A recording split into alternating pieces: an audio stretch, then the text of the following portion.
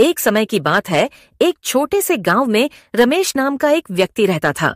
वह स्वभाव से बहुत ही आलसी और लालची था। उसका मानना था कि भाग्य ही सब कुछ तय करता है और मेहनत करने से कोई लाभ नहीं होता। दिन भर वह दूसरों की संपत्ति को देखकर ईर्ष्या करता और सोचता कि बिना मेहनत किए उसे भी वैसी ही दौलत मिल जाए। एक दिन गांव में एक संत आए। उन्होंने लोगों को कर्म के महत्व के बारे में बताया। रमेश ने उनसे पूछा, महाराज, क्या भाग्य से कुछ भी नहीं मिलता? संत मुस्कुराए और बोले, भाग्य तुम्हारे कर्मों पर निर्भर करता है। जो जैसा करेगा उसे वैसा ही फल मिलेगा। लेकिन रमेश ने इस पर ध्यान नहीं दिया। कुछ दिनों बाद रमेश को एक पुरानी किताब मिली जिसमें एक गुप्त खजाने का जिक्र था।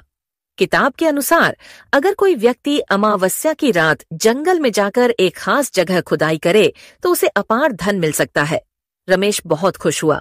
उसने सोचा कि मेहनत करने से अच्छा है कि वह खजाने को ढूंढ ले और आराम की जिंदगी बिताए।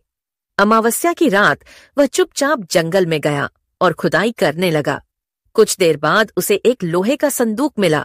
उसने खुशी खुशी उसे खोला, लेकिन जैसे ही संदूक खुला उसमें से एक विषैला सांप निकल आया और रमेश को डस लिया। दर्द से तड़पते हुए वह वहीं गिर पड़ा। उसी समय गांव के एक किसान मोहन, जो हमेशा मेहनती और ईमानदार था, वहां से गुजरा। उसने रमेश को बचाने की पूरी कोशिश की, लेकिन बहुत देर हो चुकी थी। अपनी अंतिम सांसों में रमेश ने कहा, काश मैं भी मेहनत करता और किसी के धन का लालच नहीं करता। आज मेरी यही सजा है। मोहन ने उसकी किताब उठाई और उसी स्थान पर खुदाई की, लेकिन उसे वहां एक संदूक मिला जिसमें सोने चांदी के सिक्के थे। मोहन ने उसे गांव में ले जाकर मंदिर और गरीबों की भलाई के लिए दान कर दिया।